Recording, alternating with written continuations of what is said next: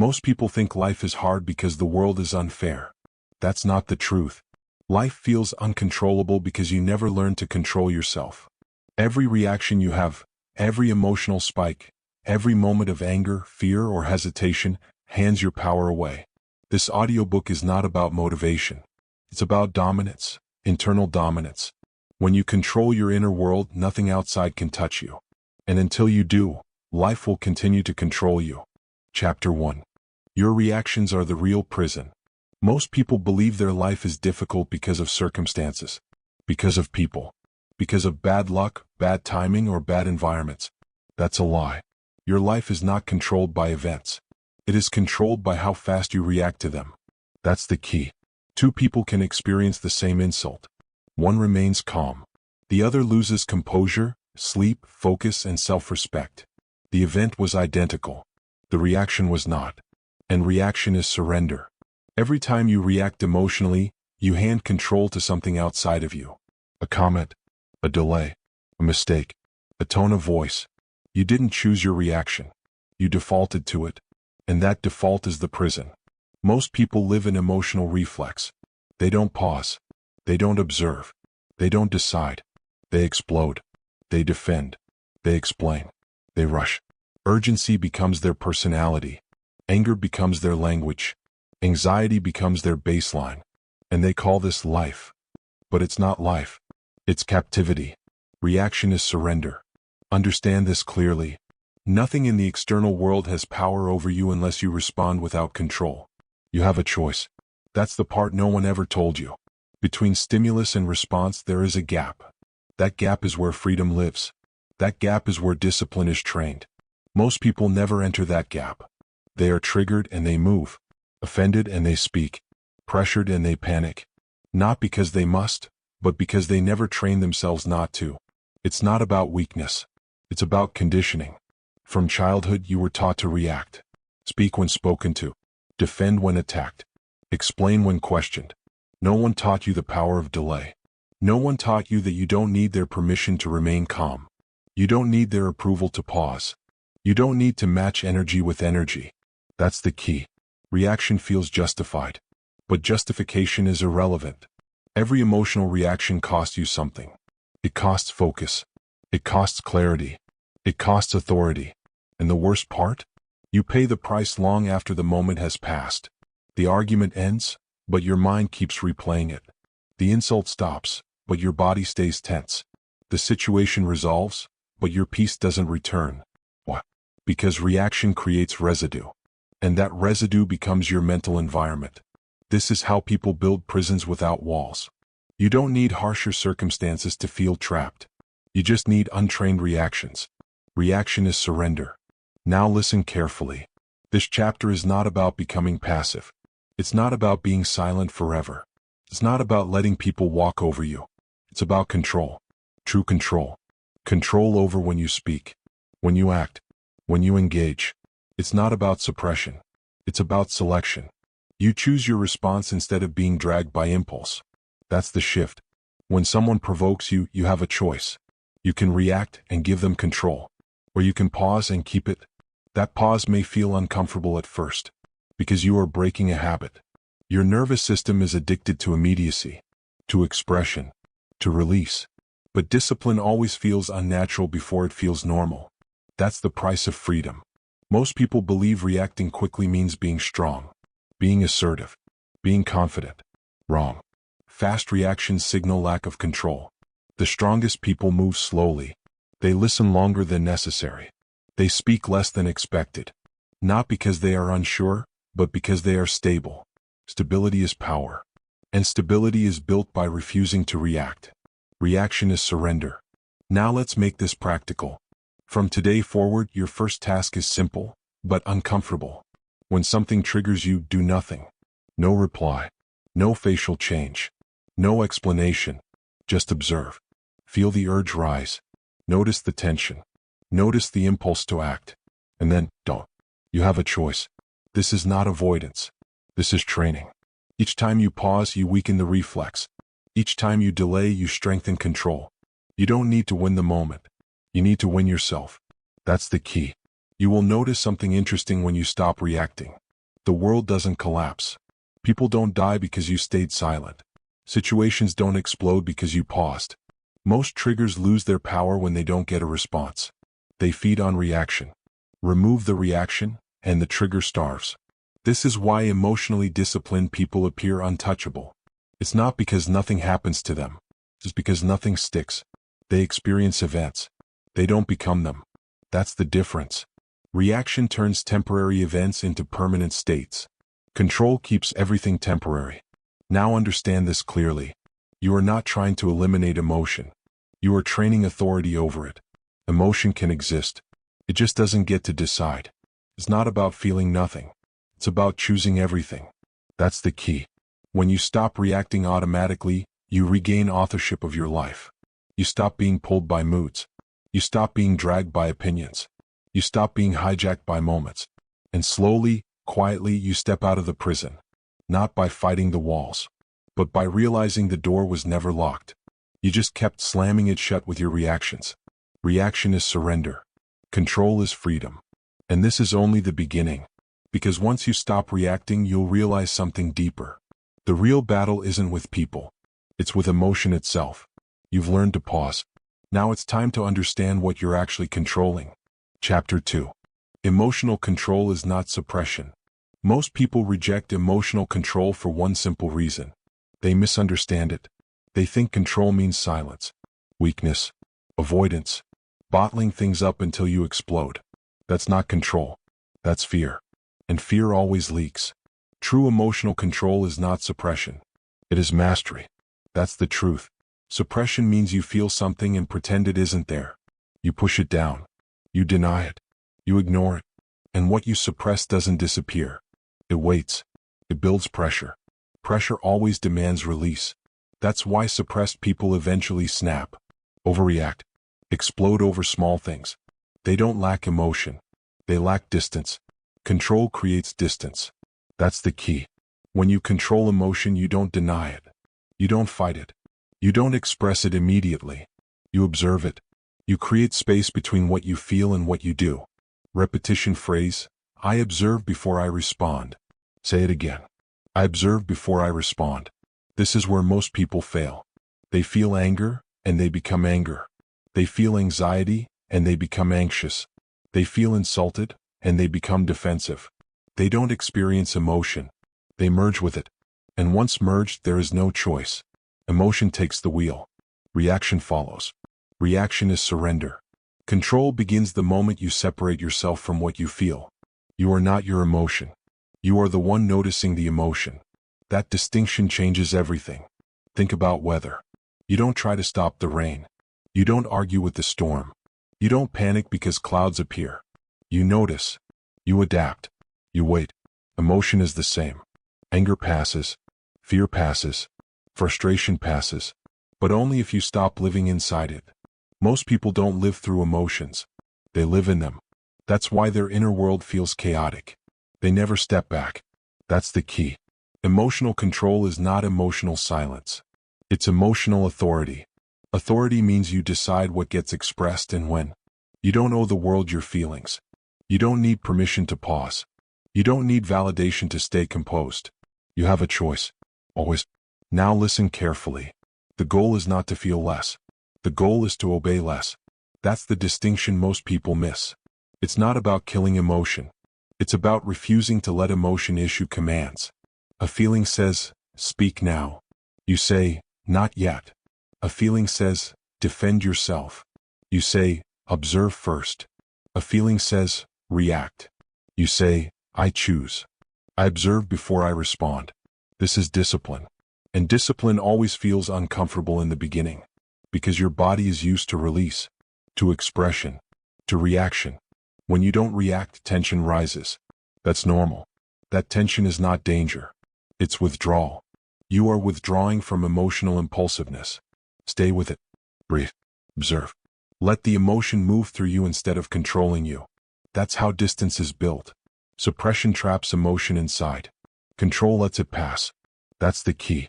Most emotional outbursts don't come from strong emotions. They come from unobserved ones. People say, I just exploded. No. You ignored the emotion until it exploded for you. Control means catching emotion early, before it grows teeth. You notice irritation at level 1, not rage at level 10. You notice anxiety as a sensation, not panic as a state. Awareness early prevents damage later. This is how calm people are made. Not by being numb, but by being attentive. They feel everything. They just don't obey everything. That's power. Now let's make this practical. From now on, when emotion appears, label it. Not out loud. Internally. This is anger. This is fear. This is impatience. Labeling creates separation. You are no longer inside the emotion. You are standing next to it. That's the key. Once labeled, do nothing. No action. No explanation. No expression. Just observe. Notice how the emotion peaks. Notice how it falls. You will realize something important. Emotions are temporary when you don't fuel them. Thoughts fuel emotions. Stories fuel reactions. Silence starves them. This is why emotional control looks boring from the outside. Nothing dramatic happens. No explosion. No confrontation. No scene. Just stability. And stability intimidates unstable people.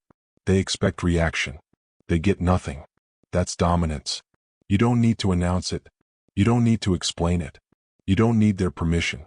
Now understand this. There will be times when expression is necessary. When boundaries must be spoken. When action must be taken. Control doesn't mean never acting. It means acting deliberately. After emotion has settled. After clarity returns. You speak when you choose. Not when emotion demands. That's mastery. I observe before I respond. Repeat it until it becomes automatic. Because once this becomes your default, something changes. Life slows down. Moments stretch. You stop feeling rushed by feelings. You stop being dragged by moods. You regain internal space. And in that space, control lives. You've now learned the difference between suppression and mastery. One creates pressure. The other creates freedom. And now that you can observe emotion without obeying it, you're ready for the next truth. Because emotional control exposes something uncomfortable. Most emotional reactions are not about the moment. They're about ego. And ego is where offense is born. You've learned to create distance. Now let's talk about why being offended is the fastest way to lose power. Chapter 3. If you're easily offended, you're easily controlled. Offense feels justified. That's why it's dangerous. The moment you feel offended, something subtle happens. You lose neutrality. You lose clarity. You lose leverage. And whoever triggered that emotion gains it. That's the key. Offense is not a sign of strength. It is a signal of attachment. Attachment to identity. Attachment to ego. Attachment to how you want to be seen. Repetition phrase, nothing personal, nothing powerful. Say it again. Nothing personal, nothing powerful. The world does not control you by force. It controls you through reaction. And offense is one of the easiest reactions to exploit. A comment, a tone, a disagreement. Suddenly your heart rate changes. Your posture shifts. Your mind narrows. You want to correct, defend, prove. And the moment you do, you are no longer in control. You have a choice. Most people think offense comes from disrespect. That's not true. Offense comes from identification. If someone insults your appearance and it hurts, it's because you identify with it. If someone questions your intelligence and it stings, it's because you depend on it. If someone disagrees with you and you feel attacked, it's because your opinion is tied to your worth. That's the key. Words only hurt when they land on something unprotected. Emotionally disciplined people are not immune to words. They are detached from them. They don't fuse identity with opinion. They don't fuse worth with validation. They don't fuse self with labels. So nothing hooks into them. Nothing personal, nothing powerful. Think about it. If someone insults a stranger across the street, you feel nothing. Why? Because there is no attachment. But when the same words are aimed at you, emotion appears. The words didn't change. Your identification did. This is where control begins. You stop asking, why did they say that? And start asking, why did that affect me? That question is power. Because offense is never about them. It's about what you're protecting. Ego wants to be respected. Ego wants to be right. Ego wants to be seen as competent, strong, intelligent, important. And ego reacts violently when threatened.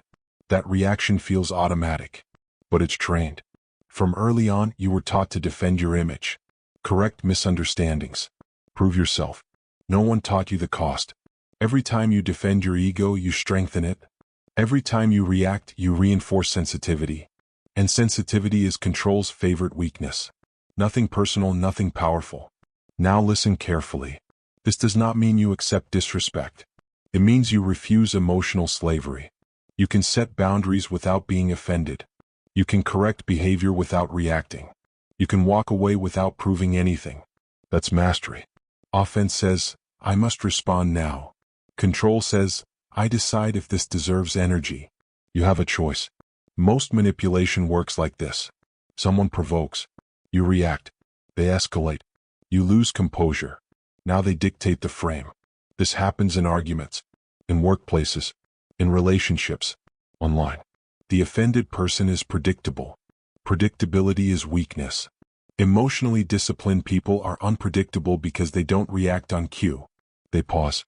That pause breaks manipulation. Nothing personal, nothing powerful. When you stop taking things personally, something changes. Criticism becomes information. Disrespect becomes noise. Disagreement becomes neutral. Not because you are passive, but because you are sovereign. You no longer need to defend identity, because identity is no longer fragile. This is why calm people feel intimidating. You can't provoke them easily. You can't rush them. You can't bait them. There is nothing to pull. Now let's make this practical. The next time someone says something that would normally offend you, do this. Do not respond immediately. Do not explain. Do not correct. Instead, internally say, nothing personal, nothing powerful. Say it again. Nothing personal, nothing powerful. Then ask yourself one question. What exactly is being threatened right now? Is it your competence? Your intelligence? Your status? Your pride? Once you see it, the emotion loses force. Awareness dissolves offense. Because offense survives on unconscious identification. You don't need to eliminate ego. You need to stop obeying it. That's the key. You can choose to respond later, calmly, directly, without emotion, or you may choose not to respond at all. Silence is not weakness when it comes from control. Silence is authority. Most people talk to reclaim dignity. Disciplined people don't lose it in the first place. Now understand this deeply. When you are easily offended, people can steer you, push your buttons, control your mood. But when offense disappears, manipulation collapses. There is no leverage, no hooks, no emotional handles. That's freedom.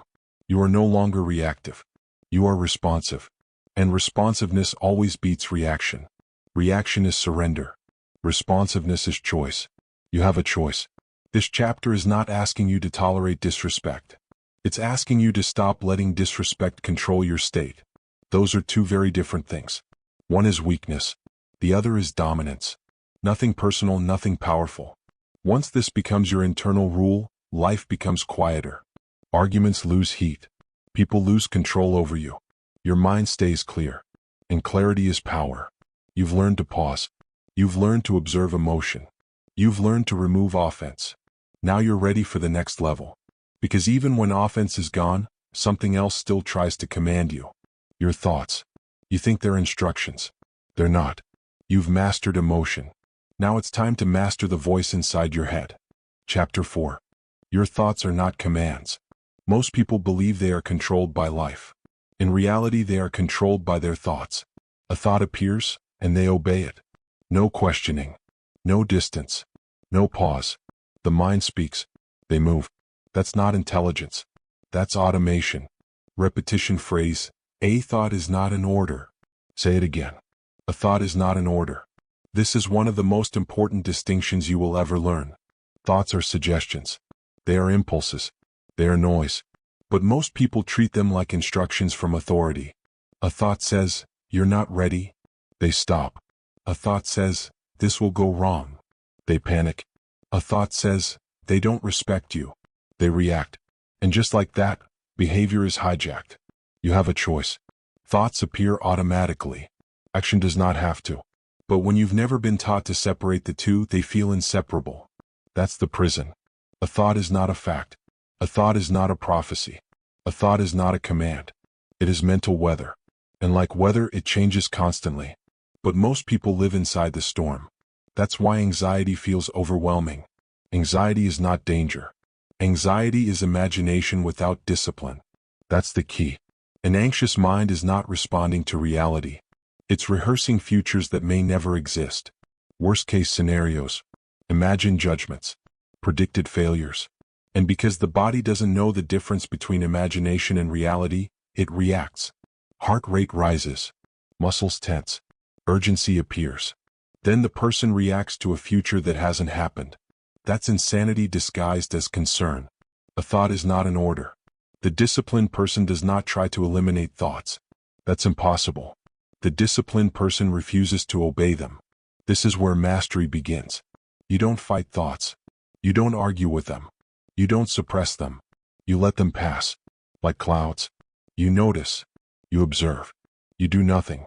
And that doing nothing is actually doing everything. Because the moment you stop acting on thoughts, they lose authority. Authority only exists when it's followed. That's the key. Most thoughts are repetitive. The same doubts. The same fears. The same self-criticism. If thoughts were truth, they wouldn't need repetition. They repeat because they are habits. Mental habits. And habits can be broken. But only when you stop feeding them with action. A thought says, check your phone. You don't. A thought says, say something. You don't. A thought says, escape this discomfort. You stay. That's discipline. Discipline is not forcing positive thoughts. It's ignoring unhelpful ones. You don't need to replace thoughts. You need to outgrow them. Now listen carefully. This will feel uncomfortable. Because thoughts are persuasive. They sound like you. They feel urgent. They come with emotion attached. That's why most people believe them. But belief is a choice. And belief creates behavior. You have a choice. The moment a thought appears, create distance. Internally say, this is a thought. Not, this is me. Not, this is true. Just, this is a thought. That small label creates space. And in that space, control lives. A thought is not an order. Repeat it until it becomes instinct. Because once this clicks, anxiety changes. Fear weakens. Urgency dissolves. Why? Because anxiety survives on obedience. When you stop obeying anxious thoughts, anxiety loses fuel. You may still feel sensation. But you no longer spiral. You no longer catastrophize. You no longer run. You stay. Staying is power. Now understand this. The goal is not mental silence. Silence is rare. The goal is non-engagement. Thoughts can shout. You don't answer. Thoughts can threaten. You don't move. Thoughts can insult. You don't defend. That's mastery. This is how calm is built. Not by thinking less, but by reacting less. Reaction is surrender. Non-reaction is control. This chapter connects directly to everything before it. You learn not to react emotionally. Now you learn not to react mentally. Emotion and thought work together. A thought triggers emotion. Emotion demands action. Break the chain anywhere, and control returns. That's the key. Now let's make this practical. For the next 24 hours, do this. Every time you feel anxiety, hesitation, or urgency, pause. Label the thought. Do not engage. Do not argue. Just let it exist. Then continue with your task anyway. Action trains authority. When you act independently of thought, you reclaim leadership over your mind. This is how confident people are built. Not because they think differently, but because they don't let thoughts decide. You are not your thoughts. You are the one who chooses which thoughts matter. And once you stop obeying every thought, something powerful happens. You regain focus. You regain calm. You regain direction. Now you understand thoughts. But there's one more layer. Even when you control emotion, even when you ignore thoughts, pressure will still test you. And pressure reveals everything. You've learned control in calm moments. Now let's talk about who you are when things get heavy. Chapter 5. Calm is a skill, not a personality trait. Most people believe calm is something you're born with. A temperament. A personality type. Some people are just naturally calm. Others are not. That belief keeps people weak. Because it removes responsibility. The truth is simple. Calm people are not lucky. They are trained. Repetition phrase, calm is practiced. Say it again. Calm is practiced. No one stays calm by accident. Calm is not the absence of pressure. It is the absence of internal resistance. That's the key. Look closely at stress. Stress does not come from workload. It does not come from deadlines. It does not come from difficulty. Stress comes from fighting reality, from saying, this shouldn't be happening, from wanting things to be different right now, from mentally arguing with what already exists. Pressure is external. Stress is internal. Two people can face the same pressure. One remains steady. The other collapses. The pressure is identical. The resistance is not. That's the difference. Calm is practiced. Most people train panic daily without realizing it. They rush. They multitask. They constantly stimulate themselves. They reward urgency. Then they wonder why calm feels impossible. You don't rise to calm. You train it. Just like strength. Just like endurance. Calm is a conditioned state. And whatever you condition, you can uncondition. That's the key. When pressure appears, most people tense immediately. Jaw tightens. Breathing shortens. Mind accelerates. They don't choose this. It's a habit. A learned reflex. Calm people feel the same pressure, but respond differently. They don't fight the moment. They don't argue internally. They don't demand relief. They accept reality first. Acceptance is not surrender. Acceptance is leverage. The moment you stop resisting reality, energy returns. Stress dissolves. Calm appears. Calm is practiced. Now understand this clearly. Calm is not passivity. It is readiness. A calm mind sees options. A stressed mind sees threats. A calm body moves efficiently. A tense body wastes energy. Chaos feeds on tension. Remove tension, and chaos loses leverage. That's the key. Most people believe they'll be calm after things settle. That's backwards. Things settle after you become calm. Your inner state shapes your external experience, not the other way around. You have a choice. When pressure rises, you can resist it, or you can train with it. Pressure is not the enemy. Pressure is the gym. Every difficult moment is an opportunity to rehearse calm. Not once. Not occasionally. Repeatedly. Calm is practiced. Let's make this practical. The next time pressure appears, do not try to escape it. Stay. Slow your breathing deliberately. Relax your jaw. Lower your shoulders. These are commands. Your body listens when you lead it. Most people let the body lead them. That's backwards. You lead. Then say internally, this is what pressure feels like.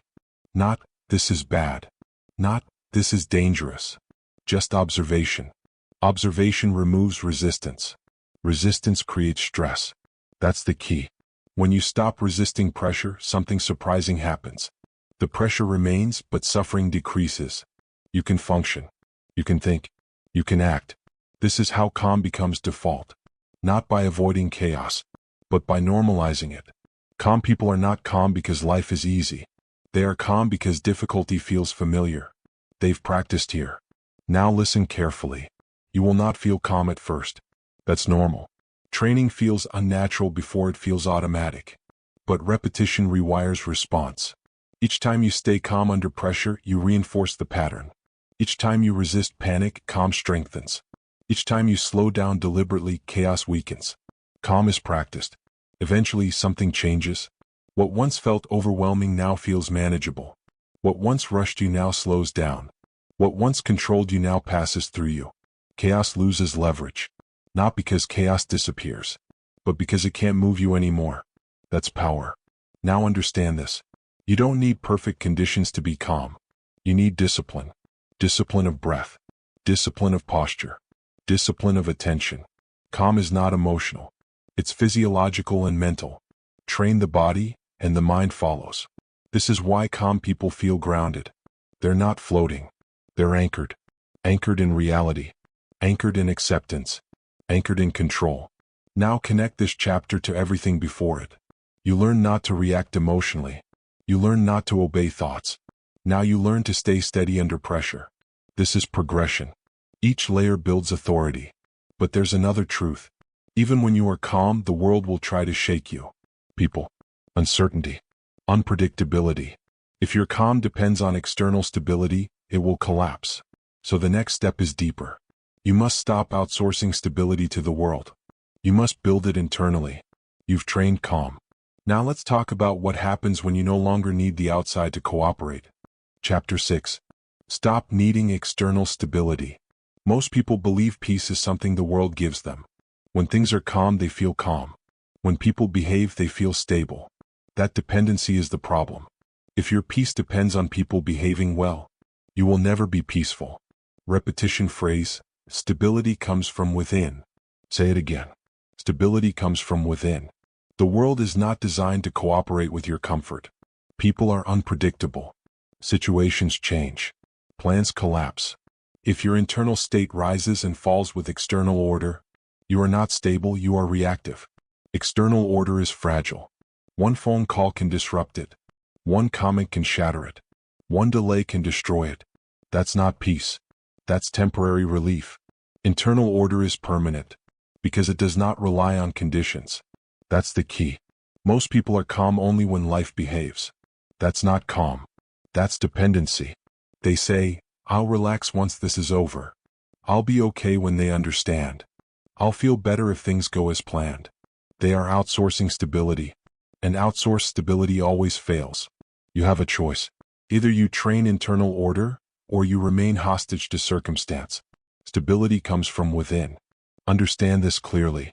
Internal stability does not mean indifference. It means independence. You can care without being shaken. You can engage without attachment. You can participate without dependence. That's maturity. External order feels good, but it's unreliable. Internal order feels neutral, but it's unbreakable. That's the difference. Now look at uncertainty. Most people fear uncertainty because it threatens their sense of control. Plans might fail. Outcomes are unknown. The future is unclear. So they seek guarantees, certainty, reassurance, predictability. But life doesn't offer guarantees. So they stay anxious. Anxiety is the price of needing certainty. When your inner world is stable, uncertainty becomes irrelevant. That's the key. Uncertainty doesn't hurt calm people. It just exists, because their stability is not built on outcomes. It's built on self-command. They don't need to know how things will unfold to remain steady. They trust their ability to respond. That's real confidence. Most people say they want control. What they really want is predictability. Control is internal. Predictability is external. One is available. The other is not. You have a choice. Now listen carefully. Needing external stability creates constant tension. You are always monitoring the environment, reading moods, anticipating reactions, preparing defenses. That vigilance is exhausting. Internal stability ends that. You stop scanning for threats. You stop bracing for impact. You stop rehearsing worst-case scenarios. Because no scenario defines your state. Stability comes from within. This doesn't happen by accident. It's trained. Every time something goes wrong, and you remain steady, you reinforce internal order. Every time someone disappoints you, and you don't collapse, you strengthen independence. Every time plans change, and you adapt without emotional resistance, you build permanence. This is how stability is built. Not by controlling the world, but by controlling your response to it. Reaction is surrender. Stability is authority. Now let's make this practical. The next time something doesn't go as expected, pause. Notice the urge to complain. Notice the urge to fix immediately. Notice the urge to blame. Then do nothing. Not forever. Just for a moment. Let the nervous system settle. Then act. Action from stability is effective. Action from panic is wasteful. That's the key. You will notice something uncomfortable. When you stop needing the world to cooperate, people may test you. They expect reaction. They expect urgency. They expect emotional investment. When they don't get it, they feel unsettled. That's not your problem. You don't need their permission to remain grounded. You don't need their behavior to justify your calm. Stability comes from within. Now understand this. Internal order doesn't mean life gets easier. It means you get stronger. Challenges still appear. Delays still happen. People still disappoint. But none of it destabilizes you. Because your center doesn't move. That's power. This is why stable people feel reliable. Not because they control everything, but because nothing controls them. And once your inner world becomes stable, something else shifts. You stop chasing reassurance. You stop explaining yourself. You stop seeking validation. Because you don't need the outside to confirm your state. This naturally leads to silence. Not forced silence. Chosen silence. You've learned to be steady without external order. Now it's time to consolidate that stability into a visible discipline. A discipline that protects your energy. A discipline that signals authority. You've built internal order. Now let's talk about how silence becomes your operating system. Chapter 7. Discipline begins in silence. Most people think silence is empty. It's not. Silence is where control is forged. Repetition phrase, I don't explain. I execute. Say it again. I don't explain. I execute. Talking feels productive. Explaining feels responsible. Defending feels necessary. Most of the time it's none of those. It's leakage. Every unnecessary word drains energy. Every justification weakens authority. Every explanation reveals insecurity. That's the truth most people don't want to hear. Silence is not the absence of strength. It is the presence of discipline.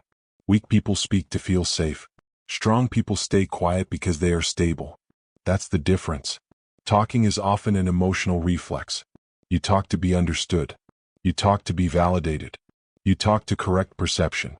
But the need to be understood is the problem. The moment you need others to understand you, you have already given them leverage. I don't explain. I execute. The disciplined person does not rush to clarify. They do not argue narratives. They do not defend intentions. They let time and outcomes do the work. Why? Because results don't argue. Explanations invite debate. Results end conversations. That's the key. Now listen carefully. This chapter is not about being silent all the time. It's about eliminating unnecessary speech. Speech driven by emotion. Speech driven by ego. Speech driven by insecurity. Talking, justifying, and defending are emotional leaks. They leak confidence. They leak authority. They leak focus. Every time you explain yourself without being asked, you signal doubt. Every time you defend before being accused, you reveal fear. Every time you talk instead of act, you delay progress. Silence removes all of that. Silence creates pressure. And pressure reveals who is in control. Most people can't tolerate silence. They rush to fill it. They rush to soothe it. They rush to escape it. Why? Because silence forces confrontation with self. And discipline begins there. In silence, excuses die. In silence, clarity appears. In silence, intention hardens. That's why silence feels uncomfortable at first. You are no longer hiding behind words. You are exposed. And exposure builds strength. I don't explain. I execute. Now understand this. Silence is not passive. It is active restraint. You choose not to speak. You choose not to react. You choose not to defend. Choice is power. Most people speak automatically. The disciplined person pauses. That pause changes everything. When you stay silent, you gain information. You observe reactions. You see who panics. You see who pushes. You see who reveals themselves. Silence gives you data. Talking gives it away. That's the key. The strongest people move quietly. They don't announce plans. They don't broadcast intentions. They don't seek applause in advance. They work. They execute.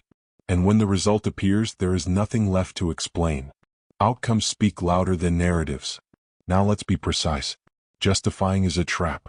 When you justify, you place yourself on trial. You accept the assumption that you owe an explanation. Most of the time, you don't. You don't need permission. You don't need agreement. You don't need approval. You have a choice. Silence is the refusal to negotiate your authority. That's why it feels threatening to others. They expect words. They expect reassurance. They expect emotional engagement. They don't get it. And that unsettles them. Good. Their discomfort is not your responsibility. Your discipline is. I don't explain. I execute. This doesn't mean you disappear. It means you become precise. When you speak, it has weight. When you act, it has direction. Your words are no longer filler. They are tools. Use sparingly. Use deliberately. That's mastery. Now make this practical. For the next week, reduce unnecessary speech. Do not announce plans. Do not explain delays. Do not defend decisions unless required. Let actions replace words. You will feel exposed at first. That's normal. You're removing a coping mechanism. But watch what happens. People listen more. Your presence feels heavier. Your focus sharpens. Because energy is no longer leaking through your mouth. Silence consolidates power. Now connect this to everything before. You learn not to react emotionally. You learn not to obey thoughts. You learn to stay calm under pressure. You learn to build internal stability. Silence is where all of that becomes visible. Silence is the behavior of someone who does not need external confirmation. And once silence becomes natural, something else becomes clear. Pressure changes when there are no words to hide behind. Pressure exposes truth. You've built control in calm moments. Now let's talk about who you are when silence meets stress. Because pressure doesn't create weakness. It reveals it. You've learned silence. Now let's see what happens when life pushes back. Chapter 8. Pressure reveals who you really are. Most people believe pressure changes them. It doesn't. Pressure reveals them. Repetition phrase, pressure shows the truth. Say it again. Pressure shows the truth. When things are calm, anyone can look composed. Anyone can speak wisely. Anyone can feel in control. Calm conditions hide weakness. Pressure exposes it. Under stress, training shows, or the lack of it does. That's the key. Pressure doesn't add flaws. It removes masks. It strips away rehearsed behavior and reveals defaults. What you do under pressure is who you actually are. Not who you think you are. Not who you want to be. Who you trained yourself to be. Pressure shows the truth. This is why people surprise themselves during crisis. They say things they regret. They panic. They shut down. They explode. And afterward they say, that wasn't me. It was the untrained version of you. And that's not an insult. It's information. Pressure is feedback. Every emotional reaction under stress points to an area that lacks discipline. Anger under pressure means emotional control wasn't practiced enough. Anxiety under pressure means thought discipline was weak. Urgency under pressure means calm wasn't trained deeply. Pressure doesn't judge. It reports. That's the key. Most people fear pressure because they don't want to see the truth. They avoid difficult conversations. They escape responsibility. They numb discomfort. Not because they're lazy. Because pressure exposes reality. But disciplined people seek pressure. Not recklessly. Not dramatically. Intentionally. Because pressure is the fastest teacher. Every stressful moment is a test. And every test is an opportunity. You have a choice. When pressure appears, you can react. Or you can rehearse. Most people rehearse panic. They tighten. They rush. They lose clarity. Then they repeat the pattern. Discipline is rehearsing composure instead. Under stress. In real time. Pressure shows the truth. Now understand this deeply. You do not rise to the occasion. You fall to the level of your training. That's not motivational. It's mechanical. Under pressure, the brain does not invent new responses. It defaults. So if you default to reaction, that's what comes out. If you default to calm, calm appears. Defaults are built through repetition, not intention. That's the key. You don't become composed when pressure arrives. You become composed before pressure arrives. Through practice. Pressure simply reveals the result. Now let's make this practical. The next time pressure hits, pause. Do not escape. Do not vent. Do not rush. Stay. Notice your body. Is your jaw tight? Are your shoulders raised? Is your breathing shallow? Correct it. That is training. You are rehearsing composure while pressure is present. This is where growth happens. Not in theory. Not in reflection. In the moment. Pressure shows the truth. Most people wait for calm to practice discipline. That's backwards. Calm doesn't need discipline. Chaos does. Practice when it's uncomfortable. Practice when stakes are real. That's how control becomes automatic. Now listen carefully. You don't need to handle pressure perfectly. You need to handle it deliberately. Even 1 second of pause matters. 1 conscious breath matters. 1 refusal to react matters. Each time you do this, you rewire response. Each time you fail, you gain data. Failure under pressure is not defeat. It's diagnosis. You see exactly where training is needed. That's valuable. Most people waste pressure by complaining about it. Disciplined people convert pressure into skill. That's the difference. Pressure shows the truth. And the truth is never the enemy. Avoiding pressure keeps you weak. Facing it makes you accurate. Accuracy leads to mastery. Now understand something important. Pressure does not decrease with success. It increases. More responsibility, more expectations, more exposure. If you cannot handle pressure now, you won't handle it later. This is not pessimism. It's preparation. That's why calm, stable people seem unshakable. They've met pressure before. Repeatedly. They didn't escape it. They trained inside it. Pressure becomes familiar. Familiarity removes fear. Fear feeds reaction. Remove fear, and control remains. Now connect this chapter to everything before. You learn not to react emotionally. You learn not to obey thoughts. You learn to stay calm under pressure. You learn silence. Now pressure tests all of it at once. This is integration. But there's one more level. Handling pressure well once is not enough. The goal is to make calm automatic. Default. So stable that pressure no longer surprises you. You don't rise. You don't brace. You remain. That's the final discipline. You've faced pressure. Now it's time to remove surprise from your system entirely. It's time to make calm who you are. Chapter 9. Make calm your default state. Most people treat calm like a destination. Something they return to after things settle down. After problems are solved. After pressure passes. That mindset keeps you unstable. Calm should not be something you return to. It should be where you live. Repetition phrase, calm is my baseline. Say it again. Calm is my baseline. If calm only exists when life is easy, it's not calm. It's relief. Relief is temporary. Baseline is permanent. That's the key. A default state is what you fall back to without effort. Under fatigue. Under stress. Under distraction. Most people's default is urgency. They rush. They multitask. They react instantly. They call this productivity. It's not. It's nervousness disguised as importance. When calm becomes your default, urgency disappears. Not because life slows down, but because you stop speeding up. That's power. Urgency is not efficiency. Urgency is fear wearing a mask.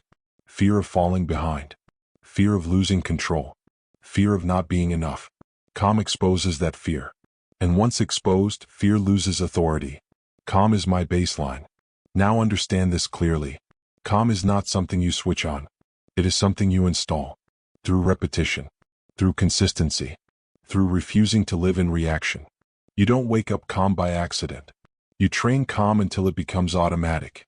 That's the key. Think about how you move through your day. How fast you walk. How quickly you respond to messages. How often you interrupt silence. These are not neutral behaviors. They condition your nervous system. If everything is rushed, your body learns urgency. If everything is immediate, your mind learns panic. Calm people move deliberately. Not slowly. Deliberately. Every action is intentional. This is why life feels quieter around them. Not because there is less noise, but because nothing inside them amplifies it. When calm is default, life becomes clearer. You see situations as they are. Not through emotional distortion. Not through imagined urgency. Clarity is the byproduct of calm. And clarity creates control. That's the sequence. Calm, clarity, control. Most people try to control outcomes first. They fail. Control starts internally. Calm is my baseline. Now listen carefully. You cannot install calm by avoiding stress. You install calm by normalizing it. By refusing to treat pressure as emergency. Every time you tell yourself, this is urgent, your body reacts. Heart rate rises. Breath shortens. Thinking narrows. Even if nothing is actually urgent. Most things aren't. But people train urgency anyway. Calm people ask a different question. Does this require speed or presence? Presence solves more problems than speed. That's the key. When calm is default, decisions improve. You don't rush into replies. You don't commit emotionally. You don't escalate unnecessarily. You wait. And waiting is not hesitation when it's deliberate. Waiting is assessment. Assessment creates precision. Precision creates leverage. Life becomes more controllable not because you force it, but because you stop fighting it. Calm is my baseline. Now let's make this practical. From now on, treat calm as your starting point. Not something you earn. Not something you deserve. Something you maintain. When you wake up, slow your first movements. Not lazily. Deliberately. When something interrupts you, pause before responding. Even briefly. When pressure appears, Breathe before acting. These small behaviors reprogram your default. You don't need dramatic techniques. You need consistency. Calm is practiced until it becomes invisible. At first, calm feels intentional. Then it feels natural. Then it feels permanent. That's the progression. Now understand something important. When calm becomes your baseline, people will notice. They may say you're distant, detached, different. What they're really noticing is that you're no longer reactive. They can't rush you. They can't provoke you. They can't pull urgency out of you. This makes unstable people uncomfortable. That's not your concern.